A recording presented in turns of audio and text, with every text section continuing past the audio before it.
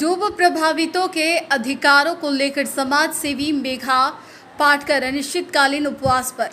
धार जिले के नर्मदा किनारे आखिरी छोर पर बैठे सरदार सरोवर बांध से प्रभावित पिछले 39 सालों से अपने हक और अधिकार की लड़ाई लड़ते आए, लेकिन आज भी कई प्रभावित अपने अधिकार को लेकर दर दर भटकने को मजबूर हैं। 2017 में भी इसी प्रकार डूब प्रभावितों के साथ उनके हक और अधिकार के लिए मेघा पाटकर सहित डूब क्षेत्र के हजारों प्रभावितों के साथ अनिश्चितकालीन उपवास शुरू किया था, जिसके बाद मध्य प्रदेश सरकार के तत्कालीन मुख्यमंत्री शिवराज सिंह चौहान के द्वारा प्रत्येक पट्टाधारी को 5,80,000 रुपए की राशि मंजूर की थी। साथ ही जिन प्रभावितों के पास मकान बनाने के लिए प्लॉट नहीं है, उनके लिए 30 से 50 1500 स्क्वायर फीट का प्लॉट उपलब्ध करना था। मगर जब क्षेत्र में अधिकारियों के पात्र अपात्र के चक्कर में सैकड़ों प्रभावितों इस लाभ से वंचित रह गए, जिसके चलते आज फिर 8 साल बाद एक बार फिर नर्मदा बचाओ आंदोलन के बैनर तले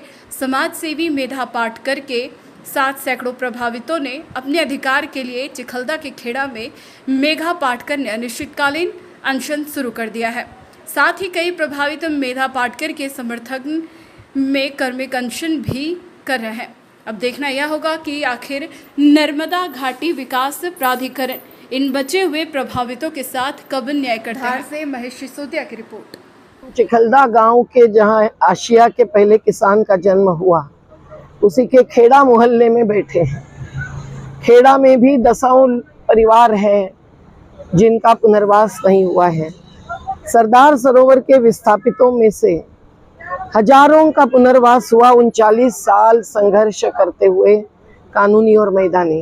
पर आज जबकि सैकड़ों लोग करीबन 500 टीनशेड में पड़े हैं 2019 से, आज जबकि सैकड़ों लोगों को उनका वैकल्पिक जमीन का हक, उसके बदले अनुदान मिलना बाकी है, आज जबकि कुमार पशुपालक दुकानदार भी बाकी है, और आज जबकि 15,946 परिवार जिनको डूब के बाहर किया था, बैक वाटर लेवल को अवैध रूप से कम दिखाते हुए वो पिछले साल डूब में आए, पर उसके बारे में राहत देने के अलावा अभी तक नुकसान भरपाई का निर्णय नहीं हुआ है। और तो और इस बरसात में 2024 के क्या होगा ये कोई जानता नहीं है। हमारा मानना है कि कानून, नीति और सुप्रीम कोर्ट के सभी फैसलों के आधार पर अब किसी भी परिवार का खेत या घर डूबना नहीं चाहिए बिना संपूर्ण पुनर्वास के। और उसके लिए सरदार सरोवर का जलस्तर 122 मीटर पर रोकना पड़ेगा, जो दीवार की ऊंचाई है, और उसके ऊपर के 17 मीटर गेट खुले रखने पड़ेंगे।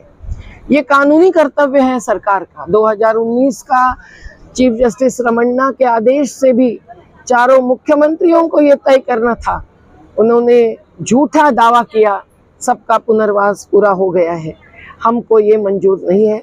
आज लोग जो भूखे हैं, जो बेघर है, जो बेरोजगार है, इन सब की अपेक्षा है कि हमारे अहिंसक सत्याग्रह के द्वारा ही सरकार, हम संवाद नहीं नकारते हैं, तो संवाद बार बार करते आए हैं, पर जो निर्णय नहीं हुए हैं उन निर्णयों पर आग्रह है कि निर्णायक बैठक ले ले, और उसके बाद ही हम लोग सोचेंगे आगे क्या करना है। लेकिन प्रत्यक्ष में कल एसडीएम आए थे, आज दूसरा ही दिन है अनिश्चितकालीन अनशन का, पर साथ साथ क्रमिक अनशन पर कल भी बैठे थे और आज भी बैठी है हमारी महिलाएं। तो निश्चित रूप से सरकार से अपेक्षा है कि वो न्याय करे, अन्याय और अत्याचार नहीं। सरदार सरोवर में जो सर्वे करके छोड़े गए लोगों को और 2023 में जो डूब आई है, हम पहले से कह रहे थे कि पहले जो सर्वे किया था वो ठीक है, उसको बदलते हुए 15,946 परिवारों को बाहर किया है। और आज हमारी यही मांग है सरकारों से कि जब तक उन लोगों को नहीं मिल जाता तब तक 122 मीटर पे पानी रखें, 17 मीटर के गेट उठा के रखें। पॉलिसी तो ये थी, बनाई थी कि 1 साल पहले विस्थापित को दे देंगे, 6 महीने बाद में वो बस जाएगा और 6 महीने बाद पानी भरेंगे। और सुप्रीम कोर्ट ने ये भी कहा था कि सरदार सरोवर का 1 मीटर का हाइट बढ़ाते हैं तो 1 मीटर में कितना फॉरेस्ट का जंगल जाएगा, रेवेन्यू का जाएगा, गांव जाएंगे, उसका पुनर्वास नहीं करते हैं, तब तक आप दूसरे मीटर का हाइट नहीं बढ़ा सकते। लेकिन सरकारें नहीं मानी, जबरदस्ती कर दी गई और वो काम पीछे पड़ गया। पुनर्वास लोगों का नहीं हुआ, न जंगल के बदले जंगल लगा, केवल जंगल कागजों पे लगा दिया, जापान से कर्जा लिया, लेकिन जितना जंगल गया है उसके बदले में कहीं पे जंगल नहीं लगाया इन लोगों ने। जो कुदरती जंगल था वो खत्म हो गया, खत्म कर दिया उसको। तो हमारा बैठोगे यहाँ पर? जी, जब तक हमारी मांगे पूरी नहीं हो जाती है, समय नहीं है, आए वो अधिकारी आए, सरकार आए, बात करें। और हमारा डिमांड यही है कि अभी बरसात आ गया है, पूरा साल खत्म कर दिया। पिछली बार जो डूब आई, केवल आश्वासन सुनते रहे कमिश्नर के, कलेक्टर के, एसडीएमओ के, वो आ रहे, मीटिंग कर रहे, ये कर रहे, शिविर लगाएंगे, लेकिन कोई आगे काम नहीं बढ़ा। बीच में 2 चुनाव आ गए थे, इसलिए भी समय गया है। बरसात आ गया, अब बरसात में हम नहीं बैठेंगे।